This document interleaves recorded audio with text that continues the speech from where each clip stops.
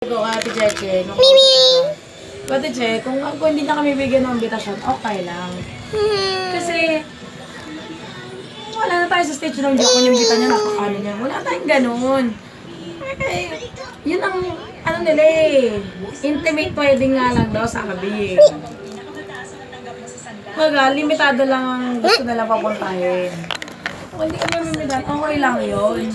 Hindi, ba't naman sasama loob namin? Eh, bakit? Pumupunta rin naman sila dito, nakikita naman namin sila. Ganon. Tsaka, mamaya may budget pa sila sinusunod.